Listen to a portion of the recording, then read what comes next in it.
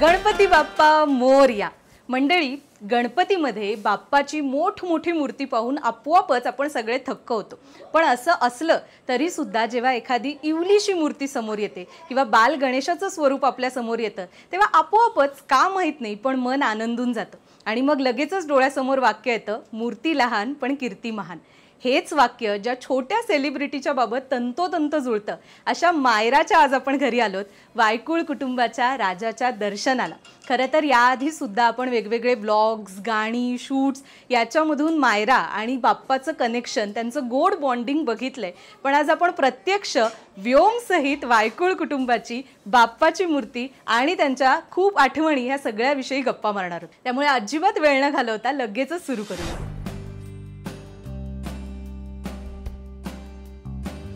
मायरा, सगळ्यात आधी आम्हाला या छान गणपती बाप्पा विषयी आणि डेकोरेशन विषयी सांगशील? बाय द वे, हे डेकोरेशन खूप मेहनत घेऊन बनवलंय. आमचं वेगळं टाईप होतं काहीतरी. आम्ही म्हणजे सगळं श्री आकाश मामाला जातं, माझा मामा येतो, त्यांनी ड्रॉइंग बनवली आहे. नंतर पेंटिंगमध्ये काय झालं, पहिले आम्ही आणला म्हणजे आमच्याकडे पेंट होता, तो स्प्रे पेंट आणला होता. तो स्प्रे पेंट ह्याच्यामध्ये पूर्ण ॲब्झॉर्ब होत होता. नंतर मग माझा पेंट आणला, मग त्याच्यावरती आम्ही शाईन मारलं तरी पण ते जात नव्हतं. मग डॅडींनी रात्री 11 वाजता जाऊन ऑइल पेंट आणलं आणि मग झालं आमचं हे. म्हणजे समर्थांची जी मागचं आपण बॅकग्राऊंड म्हणतोय त्याच्याबद्दल. हे कधी केलं? आणि काल केलं? अरे बापरे. आणि गणपती बाप्पा विषयी तू सांग. गणपती बाप्पा तर मला दरवर्षीचे खूप आवडतात, कारण आम्ही ते घेतो पेपर कला क्रिएशन मधनं हे 2 वर्ष. कारण ही इतकी म्हणजे तुम्हाला वाटत नसेल, ही मूर्ती मी उचलू शकते, एवढी लाईट आहे, पेपर पासून बनली आहे. पेपर पासून. आणि ही चॉईस कोणाची आहे ही सगळी अशी? म्हणजे ही सजावट पण आणि बाप्पाची पण, म्हणजे जो हार आहे छान. सजावट तर ऑफकोर्स माझ्या मम्माचं श्रेय आहे, माझ्या डॅडींचं श्रेय आणि माझ्या मामाचं श्रेय आहे. त्याच्यानंतर मी फक्त रोलर फिरवायला आली होती पेंट करायला. नंतर मूर्ती डॅडी आणि मम्मा डिसाईड करता. मग मी जेव्हा कारखान्यात जाते तेव्हा मला सांगता, चल आता मूर्ती शोध. मग मी शोधते माझं नेमकी ह्या मूर्तीवरती कसं लक्ष नाही गेलं. मला वाटलं एवढी मूर्ती, मोठी मूर्ती तर कशी असू शकते, कारण आमची पेक्षा थोडी छोटी असते. तर म्हणलं मी दुसऱ्या शोधत होते. नंतर मग जो तिकडे दादा आहे तिकडेचा, जो त्यांनी ती मूर्ती आणली. म्हणलं ही आपली इतकी छान. आणि जो हा हार आहे तर आम्ही रवी फ्लॉवर आर्ट पण घेतलाय, त्या दीदीने इतकं छान बनवलं, मला खूप आवडलं. म्हणजे मी सकाळी उठल्या तेच बघत बसले. ओके. आणि आता तू मगाशी आपण जेव्हा गप्पा मारत होतो तेव्हा म्हटलंस की यावेळी तुला बाप्पाला घरीच जाऊ द्यायचं नाही. बाप्पा तरी पण आता बाप्पा जेव्हा जातो तेव्हा पुढच्या वर्षी येतो, तेव्हा तुला ऑफकोर्स आनंद होतो, बरोबर? मग कसं असतं जेव्हा विसर्जनाच्या वेळेच्या तुझ्या भावना? विसर्जनाच्या वेळी म्हणजे घरातून निघतं तेव्हा मी एकदम सायलेंट मूडमध्ये असते. मी काही बोलत नाही, कोणाशी बोलत नाही, मी आपल्या मूडमध्ये असते. की मी विचार करते यार बाप्पा गेल्यानंतर काय होईल, कसं होईल. नंतर जेव्हा तो विसर्जनाच्या टेबलवरती जातो तेव्हा पण काही नाही, जसा बोट मध्ये गेलं तशी मी रडायला सुरू झाली. दरवर्षी. नंतर मग घरी गेली तरी पण रडते. रात्री मला मम्मा कशी तरी शांत करते आणि मग मी शांत होते. बाप्पा जाऊच नाही असं वाटतं तुला? पण मी तर म्हणते 10-11 दिवस राहिला. 10-11 दिवस लवकरच. ओके. तर मग आता बाय द वे, गणपती आहे तर मग तुझ्या मैत्रिणी वगैरे दर्शनाला त्यांना बोलवलंय की नाही शाळेतल्या? बोलवलंय, आता ते येतील का नाही माहिती नाही. पण मला तुला ना तुझ्या शाळेबद्दल विचारायचं होतं. जेव्हा तू अशी म्हणजे शाळेत असते तर सगळ्यांना माहिती आहे ना, सिरियल झाली, मूवी झाले, एवढ्या ॲड्स आहेत, तर तेव्हा शाळेत पण अशा मैत्रिणी तुला सेलिब्रिटी सारख्या वागवतात की नाही? मी ते आधी मला वागवायचे असं, यार मायरो तू सेलिब्रिटी आहे यार. त्यांना जेव्हा फर्स्ट टाइम बोलले मी त्यांना बोलून पडली की यार तुम्ही मला सेलिब्रिटी म्हणून वागवू नका, मी पण एक स्टुडंटच आहे, मी पण इथे शिकायला आली आहे. आणि फक्त मैत्रिणी की स्कूल टीचर्स वगैरे पण आधी असं एकदम? तेवढं काय नाही, टीचरला तर माहिती पण नव्हतं. नंतर मॅमनी माझे रील्स बघितल्या, व्लॉग्स बघितले आणि मग ते सगळं क्रिएट झालं. आणि जो सिरियल मध्ये बघितलेलं सगळ्या शाळेतल्यांनी तेव्हा एक वेगळंच हे होतं. म्हणजे आता हे सगळे अवॉर्ड्स आहेत झाले. ते जेव्हा मी स्कूलमध्ये होती, माझी स्कूल हे 2-3 वर्ष मी त्या स्कूलमध्ये होती, तर 3 वर्षात मला जेवढे पण अवॉर्ड भेटले ते सगळे माझ्या फ्रेंड्सनी बघितले टी व्हीवरती. आणि जेव्हा मी त्याचा अवॉर्ड, मला आता समजा आज अवॉर्ड भेटला आणि मी उद्या शाळेत गेली तर म्हणजे माझा अख्खा क्लास माझ्यासाठी प्राऊड फील तू त्यांना दाखवायला नेतेस अवॉर्ड शाळेत? इथेच ना? पण ते बघतात आणि मग ते मला क्लॅप करतात, ते मला खूप आनंद होतो त्याच्यासाठी. अरे वा. बाकी मग तुझं शाळेतलं रुटीन, आता तू मला मगाशी म्हणालीस की मला काय काय गोष्टी सांगायच्यात, तर शाळेचं आणि शूटिंगचं रुटीन हे कसं तू सांभाळतेस? शाळेचं काय म्हणजे असं शाळा कधी कधी आमचं आता PT असतं, UO असतं, हिंदी असतं, तर त्याच्यात आम्ही फुल मजा करतो. म्हणजे असं काय नाही की आता अभ्यास तर अभ्यास, लिहिणार तो लिहिणार, असं नाही. आमच्या मॅम आम्हाला कसे शिकवता, आम्ही खेळातून अभ्यास शिकतो. म्हणजे आता आमचा टेबल झाला, आम्हाला टेबल्स लर्न करायचे असतील तर मॅम आम्हाला टेबल सोबत एक जुळलेला गेम खेळवता, मग त्याच्याने आम्हाला मजा पण येते म्हणजे स्टडी करायला. मग आम्ही कसं असतो की आता आमचा हा लेक्चर संपला की मग आम्ही असं सर मॅम आम्हाला नेक्स्ट लेक्चर कधी चालू होगा, कारण मॅम आम्हाला बोलतात की आज आपण गेम खेळणार आहे. तर तेव्हा मला खूप मजा आली. आणि PT मध्ये ना आम्ही काय करतो, आम्ही पहिले आमचं सगळं फिनिश करतो. आमची गर्ल्सची गँग ती आम्ही सगळं फास्ट फिनिश करतो. मग मॅम सरांना सांगतो, आमचे सर आहेत, आम्हाला सांगतो आम्हाला एरियल डान्स करायचा. तुला एरियल डान्स हवा? एवढा नाही येत म्हणजे मला फ्रेंड्स, पण म्हणजे शिकतेस तू आता? शिकते, स्टार्टिंग असं शिकायचं तुला प्रॉपर एकदम पुढे? ओके. हा. आणि शूटिंगच्या वेळेचं कसं असतं, म्हणजे सकाळी? नॉर्मल म्हणजे आता हे क्यूट बाप्पा झालं त्याच्यात पण नॉर्मल, म्हणजे असं मला झोपायचं तर झोपते मी, खेळायचं तर खेळते, शूट करते. पण ते कसं तुझं आता 2 दिवसाचं किंवा 3 दिवसाचं जेव्हा सिरियल चालू होती किंवा आता पण जेव्हा मूवीचं शूटिंग चालू होतं, तर तेव्हा शाळेचा अभ्यास आणि हे सगळं मग सेटवर अभ्यास व्हायचा का, की घरी मग ते डायलॉग पाठांतर व्हायचं, असं कसं तू एकदम जमवायची? म्हणजे आता माझी तुझी रेशीम गाठ माझी फर्स्ट सिरियल, तेव्हा काय माहितीये, मी सॅटर्डे संडे सुट्ट्यांमध्ये तेव्हा शूट करते. नंतर मग कधी कधी स्कूल स्किप होऊन जायची. मग तेव्हा माझं लॉकडाऊन होतं ना, तर तेव्हा ऑनलाईन क्लास म्हणजे ऑनलाईन असायचं. नंतर मग नीरजा गेली, नीरजामध्ये मला इतकी काळजी गेली, म्हणजे माझी तुझी रेशीम गाडणीच्या नीरजामध्ये मला तिकडे कंकल होते, ते रोज सकाळी मला कोकोनट वॉटर घेऊन यायचे. अरे वा. खूप लहान झाले. आणि नीरजा ते एकदम असं जंगलात होतं, त्यामुळे तिथे लेपर्ड येत राहायचे, टायगर येत राहायचे. बापरे, हे तू बघितलंय सगळं? मी नाही बघितलं, CCTV मध्ये आम्हाला दिसतं. CCTV मध्ये बघितलं. त्याच्यानंतर मग नाच ग घुमा मुक्कामपूस खूप मजा केली, खूप. मी येस म्हणजे असं शूट नाही, झोपायचं तर झोपते, खेळायचं तर खेळते, टाइमपास करायचं टाइमपास करते. आणि जेव्हा टेक असतो तेव्हा मात्र मग सिरियस एकदम. आता अशी करते सिनेमा ऍक्शन म्हणले की हो एवढं असं लगेच बदलता येतं तुला? वा वा.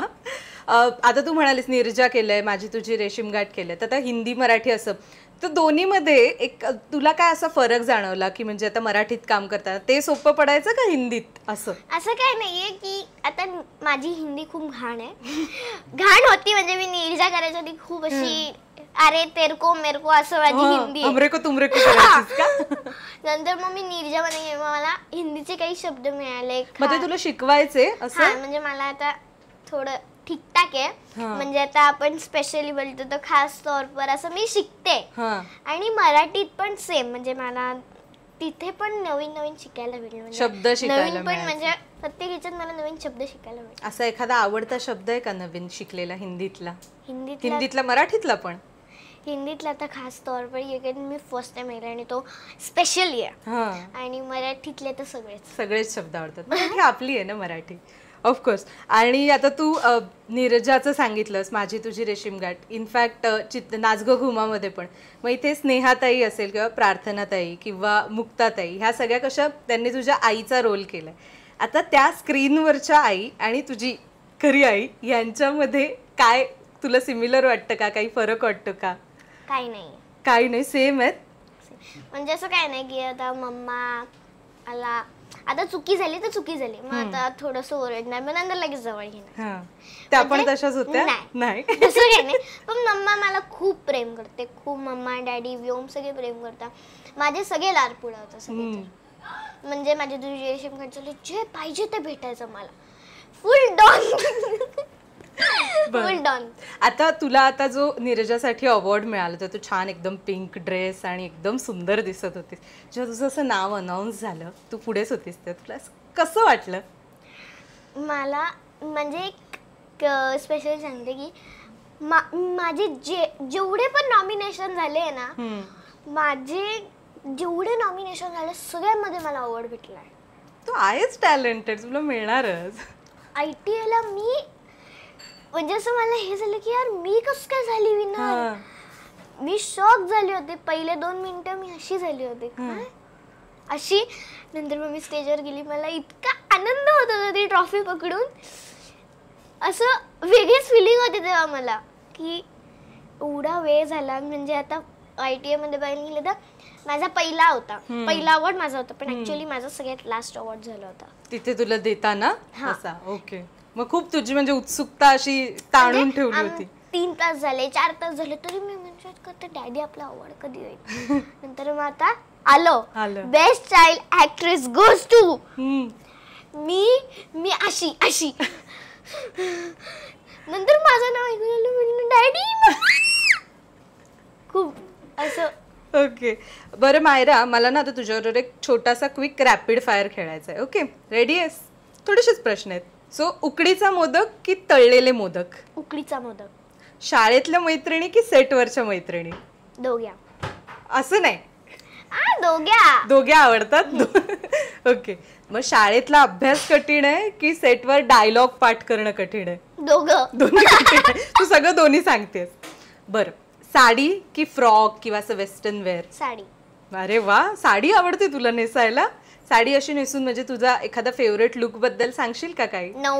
नऊवारी लुक आवडतो, त्याच्यात डान्स वगैरे? खूप.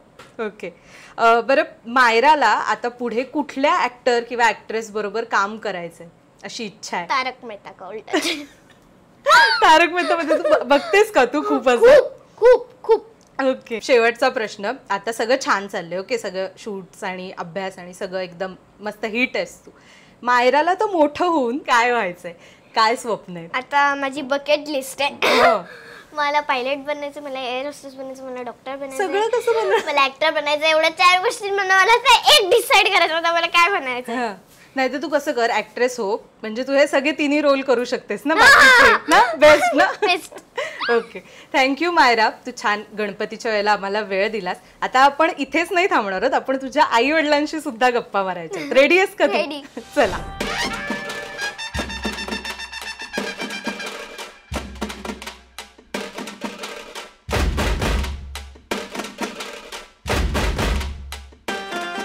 तर आता आपल्या बरोबर संपूर्ण वायकुळ फॅमिली आहे. व्योम खाली बसलाय, तुम्हाला आता दिसला नाही, पण आवाज दिलाय त्याने. ओके, सो मला पहिले तुम्हाला दोघांना अर्थात प्रश्न विचारायचा आहे. मला स्वतःला ही क्युरिओसिटी होती, मायरा आणि व्योम दोन्ही एवढी युनिक नावं आहेत, कोणाची आयडिया, कसं सुचलंय? असं बघा, दोघांची आयडिया आहे. म्हणजे मी जेव्हा प्रेग्नेंट होती तेव्हा आम्ही दोघं पण जी नावं आवडणार आम्ही एक ग्रुप बनवलेला आणि त्यावर आम्ही ते सगळं साइन करायचो. आणि म्हणून आम्ही विचार करून मग ती 2 नावं आम्हाला दोघांना पण आवडली. ओके, बरं, ह्या दोघांच्या आधीचा तुमचा सण कसा होता? म्हणजे गणपती असेल किंवा आणखीन कुठला? अर्थात हे आल्यावरती धमाल आली आहे, पण त्या आधी कसं होतं? त्याआधी पण म्हणजे उत्साह आमचा हा पूर्वीपासून असंच आहे, कारण आम्हाला दोघांना पण सण साजरे करायला खूप आवडतं. आणि आम्ही मुलांना आवर्जून सगळे सण दाखवतो की सकाळी उठायचं असतं, मग त्या दिवशी हे करायचं ते करायचं. त्यामुळे तिला सगळं माहिती आहे. तिला कुठला पण सण विचारला ना ती सगळं सांगते की काय काय त्या सणाला करायचं असतं. त्यामुळे आम्हाला दोघांना पण खूप आवडतं. आज तिने पहिल्यांदा मोदक पण केलाय, म्हणजे तिने आज स्वतः हँड्स ऑन केले त्या. आणि 11 मोदक केले, 11 मोदक केलेत मायराने. ओके, ते पण दाखवणार आहे तुम्हाला.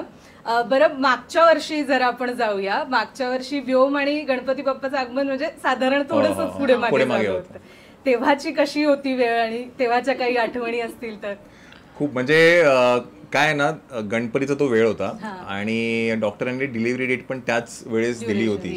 तर ते कसं मॅनेज होईल ह्याच्यावरती आम्ही थोडं हे होतं, पण ते त्याच्या आशीर्वादाने आहे ना त्याच वेळेला गणपतीच्या वेळेलाच ते आमच्याकडे 1.5 दिवसाचं आपला झाला ना की मग कधी झालं तरी 8व्या दिवशी तुम्ही मला. आणि जेव्हा मम्माच्या पोटात व्योम होता तेव्हा मी जायची मम्माकडे आणि विचारायची, मम्मा व्योम कधी, म्हणजे असं बेबी कधी बाहेर येईल. मग परत कान लावते, मग त्याचे लाता बाहेर यायचे.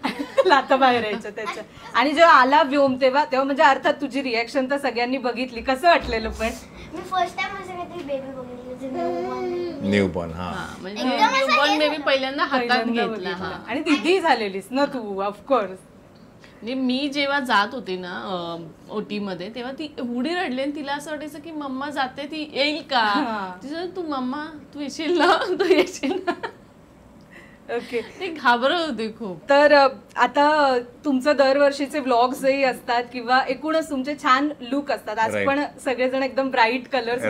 व्योम येतो जरा कलर. व्योमचा वेगळा ट्रॅक आहे, त्याचा वेगळा ट्रॅक चालू आहे. त्याला आपण घेऊया. आहे ना एकदम ऑपोजिट आहे. म्हणजे मायरा एवढी शांत होती लहानपणी ना, तर की एक वस्तू दिली ना की ते तिथेच बसायची. तसा तो नाही, तो घरभर फिरत असतो. आणि त्याला केस ओढायला लोकांची आवडतात. मी रात्री झोपलेली असते, हा सकाळी पहाटे येतो, माझे केस मारतो, मला लाट मारतो, सगळं करून मला उठवतो. पण मग तू त्याला काही नाही ना बोलत? नाही, ओरडत नाही त्याच्यावर? बरं, दीदी झाल्यापासून कशी चेंज झालीये मायराचं कसं रुटीन होतं? मॅच्युरिटी तर आहे. बिकॉज आहे ना, ऍक्च्युली आमचा डिसिजन याच्यावरती होता की जेव्हा ती स्वतः करायला लागेल ना, तेव्हाच आपण या गोष्टीचा विचार करू. बिकॉज काय आहे ना, तिला समजत नाहीये ती, मग आपण तिला वेळ नाही देणार आहे, आणि त्याच्यामध्ये एक नवीन बाळ, तर हे थोडं आम्हाला नको होतं. म्हणून आम्हाला थोडा वेळ पाहिजे होता. आणि जेव्हा आम्हाला कळालं की ती आता तिचं करू शकते, तिचं शाळेत जाणं, तयार होणं, या सगळ्या गोष्टी ती इंडिपेंडेंटली करू शकते, that is the time Wien decided की नाही आता ती दीदी होऊ शकते असं. बरं मायरा, तू दीदी झाल्यापासून तू आता म्हणजे अर्थात तू बिझी असतेस, तुझी शाळा शूट वगैरे सगळं असतं, पण मग जेव्हा तू घरी असतेस तेव्हा तू व्योम बरोबर एखादी तुम्ही एखादी ऍक्टिव्हिटी एकत्र करत असाल, कसा असतो तुमचा टाइम? आता एक गोष्ट खूप अशी हे आहे, काय माहितीये, त्याला आम्ही पॉटी चेन आणली. तर ती पॉटी चेन तो अजिबात वापरत नाही. तर मी काय करते, त्याचे बॉल्स घेते, त्याला सांगते या पॉटी चेन मध्ये सगळे बॉल्स टाक. ऐकतो माझं. ती खेळायला आणली पॉटीचर, त्याच्यामध्ये बॉल टाकायला बसतो. ट्रेनिंग नाही, बॉल टाकतो त्याच्यामध्ये. आणि ना तो तिला बघून एक वेगळीच एनर्जी येते त्याच्यामध्ये. तो तिला बघून इतका हसतो ना. आता परवाच ती शूट वरनं आली, 2 दिवस गणपतीचं गाणं येतं त्यासाठी शूटिंगला ती गेली होती. पण द मोमेंट ती एंटर्ड, त्याचं ना वेगळी एक्साइटमेंट होती. दिवसभर ती धावत जातो बाहेर, पळत येतो, दीदीची वाट बघत असतो ना तो. मी तुम्हाला तेच विचारत होते की तुम्ही दरवेळी गणपती असेल कुठलाही सण असेल छान लुक्स क्रिएट करता, तर ह्या तुमच्याच आयडियाज असतात? येस येस येस, हे सगळं श्रेय तिचं आहे. ओके. आणि म्हणजे हा बोलणार मध्ये मध्ये आपल्या सगळ्या प्रेक्षकांना जो मध्ये मध्ये आपल्याला छान आवाज येतोय तो व्योमचा आहे, तो उत्तर इथे नसला देत तरी बाहेरून सपोर्ट देतोय. ओके. मला तुम्हाला स्पेशली हा विचारायचा प्रश्न, लहान मुलं ना असे म्हणजे चांगले कपडे त्यांना नेमकं सणाच्या दिवशी चिडचिड करायची. मायराचा आय डोंट थिंक हा कधी प्रॉब्लेम झाला. माहिती नाही, मी एवढी नशीबवान आई आहे की मायरा पण आणि आता व्योम पण कुठलाही ड्रेस घाला कधीच चिडचिड नाही करत. किती वेळाही चेंज करा, काहीच नाही. त्यांना दोघांना पण छान रेडी व्हायला आवडतं. तरी तुम्ही तुमच्या वतीने अशी कुठली विशेष काळजी घेता? कारण आपले अर्थात अनेक न्यू मॉम्स पण बघत असतील, त्यांना जर काही टिप्स द्यायच्या झाल्या की तुम्हाला छान फोटोशूट करायचे असतील तर मग एवढं करा. मी फक्त तिला कुठलंही फॅब्रिक टोचलं नाही पाहिजे. अस्तर घेताना एकदम ते व्यवस्थित असलं पाहिजे. ते मी फक्त कुठली लेस आतून नाही आली पाहिजे, कारण तिला ते आवडत नाही. तर ते मी सगळं स्वतः बारकाईने बघते. आणि एक गोष्ट लहान मुलांचं काय आहे ना, ते जर तुम्हाला कम्फर्टेबली जर ती गोष्ट गेली ना तर ते कॅरी करतील. पण ते जर असे हात बी त्यांना जर त्रास झाला ना पहिल्याच वेळेला, मग ते क्रँकी कायम राहणार. सो त्याचं ते घालणं व्यवस्थित, तुम्ही जर व्यवस्थित त्याला नेक असं व्यवस्थित ठेवला तर ते नक्कीच कॅरी करते. मला आठवतं मायरा रेशीमगडच्या पण आधी 3 वर्षाची असेल, मी माझी आपली 5 वारी साडी तिला नेसवली होती आणि तिने ती नेसवून घेतली, त्याच्यावर डान्स केला. ती गुलाबी साडी का लग्नात? मला वाटतं नाही त्याच्या आधी ग्रीन साडी होती. ग्रीन साडी. मला तुम्हाला दोघांना एक स्पेशली आता तुमच्या नाशिकला असेल किंवा तुमच्याकडे तेव्हाच्या काही अशा मायराच्या किंवा व्योमच्या गणपतीच्या वगैरे वेळच्या आठवणी आहेत का, की म्हणजे त्यांचा तिकडे तसा कनेक्ट आहे का? गणपतीचा आपल्याकडे सण इकडेच साजरा होतो. म्हणजे आपल्याकडे आता ऑलमोस्ट 14 वर्ष झाली. आणि मायराला ना गणपतीचं एक वेगळंच आकर्षण आहे. आणि ती तेवढ्या श्रद्धेने आणि त्या भक्तीने ते जशी ते सण साजराही करते. आणि 1.5 दिवस असतो, पण ती 1.5 दिवस तिचं सगळं देते. त्याच्यामध्ये कधीच कुठली कमी नाही करत. मग ते सकाळची पूजा असेल, आरती असेल, नैवेद्य असेल, जेवण करणं असेल, असंही तिला स्वयंपाक असते. कशाला आरतीला एवढा वेळ लागतो, म्हणजे आपण किती आरती म्हणतो तरी ती तिथे थांबणार, सगळं ती हौशीने करते. आणि इव्हन आम्ही दरवर्षी आमचं विसर्जन झालं की आम्ही लालबागलाही जातो, सगळीकडे जातो. आता तर ठीक आहे, तिला सगळे ओळखतात, पण या आधीही आम्ही जायचो, पण ती कधीच त्या गर्दीमध्ये कंटाळली नाही. पण आजही आम्ही तिला गर्दीतच नेतो मिरवणुकीला, की ती एक मजा बघ मस्त असते, पण ती फुल एन्जॉय करते. तिकडे मायराला सगळे ओळखत असते. मला तिघांनाही विचारायचंय, तुला कसं वाटतं जेव्हा अशा गर्दीत, आता तुला सवयीचं झालं, पण जेव्हा असं पहिल्यांदा होतं की सगळे अरे मायरा मला तुझ्याबरोबर फोटो काढायचा आहे किंवा काय, तेव्हा कसं वाटायचं? मला असं जरा मी अशी नर्वस असायची की आता जेव्हा मी माझी जी रेशीम झाली त्याच्यानंतर सगळे माझ्यासोबत फोटो क्लिक्स करायचे, तर याची जरा नर्वस असायची. तू नर्वस असायची? खरं नाही वाटत. नंतर मग माझ्यात कॉन्फिडन्स आला. नंतर तिला थोडं युज टू झालं. आणि काय व्हायचं, आता तिला सगळे ओळखतात पण ती कुणाला ओळखत नाही. तर ती लहान असल्यामुळे आपण कुठल्याही लहान बाळात कोणी गालाला हात लावतं, पण ते आपण मुलांना घरात असं शिकवतो की बाहेरच्यांना हात नाही लावले, तर त्या गोष्टी तिच्या डोक्यामध्ये तिला असं व्हायचं की अरे मी माझे गाल धरले. मग मी तिला मी हळूहळू समजवत गेलो. हे प्रेमापोटी करतात. म्हणजे आज तुझ्यावरती एवढी प्रेक्षक लोक वर्ग आहे जो प्रेम करतोय आणि त्यांना तू टीव्ही मध्ये दिसत, पण जेव्हा त्यांनी प्रत्यक्ष तुला बघितलं तर असं वाटतं की त्यांना फोटो काढून आपल्याकडे ठेवावा. म्हणजे मग तिला दाखवलं की तुला जे जे ऍक्टर आवडतात, तुला ते भेटल्यावर तुझी काय रिएक्शन असेल. म्हणजे आता आम्ही ITA ला गेलो होतो, ITA चा अवॉर्ड होता, आणि तिथे तिला तारक मेहता मधले तिचे जे अंजली तर तिला ती जी एक्साइटमेंट, मग तिला आवडतात ते तिघं पण. कोण आवडतं त्यातलं? बबिताजी, बापूजीने भेटले ना, पूर्ण गडा फॅमिली आवडते. मग दया भाभीला तर मिस करत असशील ना बघता. हा, तुम्ही बोलत होतात. त्यामुळे तिला काय म्हणतात, आम्ही ते सांगितलंय की हे तू फील करते तसंच तेही ते फील करतायत.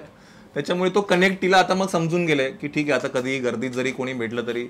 आणि सहसा आता आम्ही जेव्हा आता लालबागला जेव्हा मिरवणुकीला जातो विसर्जनाच्या वेळेला, तेव्हा आता आम्ही थोडं मास्क लावून जातो, म्हणजे तिला पण तिचं कम्फर्ट लेवल करता येतं. पण आम्ही जातो घेऊन, ह्या वर्षी आम्ही ह्यालाही घेऊन जाणार आहे. कारण काय आहे ना, आपल्याला मुलांना ना हे दाखवणं खूप गरजेचं आहे.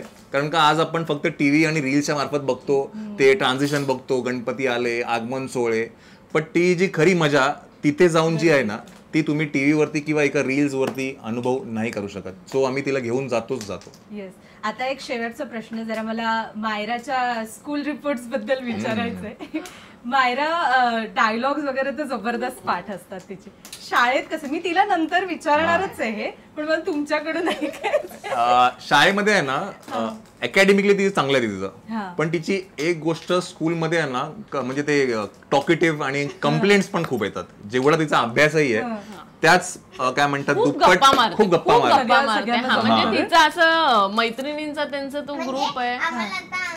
स्कूलमध्ये कसं आमचा ग्रेड 2 मध्ये मी 1 आणि 2 मध्ये कसं आम्ही खूप अभ्यास करायचा, एक्सरसाइज करायचा, त्यामुळे आम्हाला 2-3 मिनिटं रेस्ट करायला भेटायचा. बोलता नाव मेडिटेशन करा, तर मॅम बाहेर जातात. तसं बाहेर गेला मी सगळ्या मुलींना बोलवते, चल या आणि गप्पा मारत. एवढे काय विषय असतात तुझ्याकडे? खूप नॉनस्टॉप. कोणाचं भांडण झालं की मग तो नवीन विषय भेटतो, काय अभ्यासाचा विषय भेटतो. हा, मग शाळेत कधी कंप्लेंट्स अशा फक्त बोलण्यावरून? हा, टीचरचं एक असतं की बाबा टॉकेटिव्ह आहे आणि ते तिला थोडं, पण ते त्यांना काय म्हणतात उपजापद आहे. म्हणजे कारण का ती ज्याच्यामध्ये वावरते तिथे तिला सतत बोलणं, इंटरॅक्शन करणं हे आलेलं आहे. ते तुम्ही तिला प्रश्न विचारला त्या प्रश्नाला ती उत्तर देणारच आहे. सो तिचा एक से प्रत्येक वेळेला असतो. तो चुकीचा एक बरोबर आहे ही वेगळी गोष्ट आहे, but she will always give की बाबा असं आहे का. आता काल पण आम्ही डेकोरेशन करत होतो ना, तर त्याच्यामध्ये पण तिचा डॅडी आपण असं करूया का, म्हणजे बघा म्हणजे तुम्हाला काय वाटतं हे आपण असं थोडंसं इकडनं केलं तर. सो तिच्याकडे सांगण्यासारखी असतंच काही ना काहीतरी गोष्ट. आणि पण त्याचा प्लस पॉइंट पण आहे की ती स्कूलमध्ये प्रत्येक गोष्ट पार्टिसिपेट करते. म्हणजे ती कुठे असं मागे लाजत नाही किंवा नको असं नाही, सगळं याच्यात ऍक्टिव्हिटी मध्ये असते. आणि मला आहे ना सगळ्या काय काय गोष्टी होत आहे ना ते मला जाणून घ्यायचं असतं. क्युरियस. मॅम मला काय नाव ठेवतं म्हणजे पंचायत नाव ठेवलं. पंचायत नंबर 1, मग माझ्या सगळ्या गर्ल्स गँगना नंबर 2. त्यांना दिले. तू लीडर आहेस त्यांची. अरे वा. ओके, आता मी म्हंटल शेवटचा प्रश्न थोडक्यात की ऑफकोर्स म्हणजे मायरा, कुठल्याही आई वडिलांना खूप अभिमान असतो आपल्या मुलांचा, आणि मायराने ह्या वयात जे काही अचीव्ह केलंय, अर्थात त्यामध्ये तुमच्या दोघांची सगळ्यात जास्त मेहनत आहे, तिचं टॅलेंट आहेच. कसं वाटतं आपल्या लेकीला असं बघून? खूप प्राऊड वाटतं. खूप प्राऊड. खूप म्हणजे जेव्हा आम्ही तिला मोठ्या स्क्रीनवर पहिल्यांदा बघितलं ना, तो क्षण आमच्यासाठी खूप स्पेशल होता. म्हणजे आम्ही त्यावेळेला सगळी फॅमिली एकत्र येऊन आम्ही ते बघितलं होतं. तसं सेम रेशीम गाठच्या वेळेला पण. तर कुठेही गेलं की लोक जे आपुलकीने आवाज देतात आम्हाला, मायराची मम्मी, मायराची पप्पा, अरे मायरा नाही आली का, तर असं वाटतं नाही, त्यांना असं वाटतं की अरे आपण यांना रोजच बघतो, रोजच भेटतो, असं म्हणजे खूप छान वाटतं. म्हणजे एक ओळख निर्माण करायला अनेक काळ जातो, वर्ष जातात, डिकेड्स जातात. त्या मुलीने ते नाव, म्हणजे आता युजली माझं जर विचारायला गेला तर गौरवची आई, पण ते कसं असतं, अरे तो नाही का, तो सायकल नाही का वरतून जिन्यावरनं घेऊन यायचा, तो त्या नाल्याच्या इथे उभा राहायचा, दगड टाकायचा, म्हणजे ही ओळख गौरवची आई. पण हे आता काय मायराचे आई वडील, तर ही ओळख कशी वेगळी आहे. मस्तीखोर आमची असायची, पण तिचं ना एक आम्हाला तशी ती ओळख खूप वेगळी, आणि हे तिने 4-5 वर्षामध्ये हे ते तिने कमवलंय. सो खूप अभिमान आहे, आणि आम्हालाच नाही, आमच्या पूर्ण फॅमिलीलाही. म्हणजे तुम्ही कोणालाही आमच्या फॅमिलीमध्ये विचाराल की आज तिने जे काही अचीव्ह केलंय, it is something remarkable, marvellous, unique, खरंच युनिक. ह्याच्यात माझं काही हे नाही, ह्याच्यात तर माझ्या मम्मा डॅडीने मला सपोर्ट. बघितलं तिला कसं पटकन सुचतं, कसं हा प्रश्नच आहे मला पण. Okay, thank you so much. तुम्ही आम्हाला ऐन गणपतीमध्ये वेळ दिलात आणि गप्पा मारल्यात. आणि मायरा, तुला पण खूप खूप शुभेच्छा, आणि खूप मोठी हो, आणि मोठी होताना अजून तुझं नाव, तुझ्या आई वडिलांचं सगळ्यांचं नाव खूप मोठं. Thank you. Thank you so much. Thank you.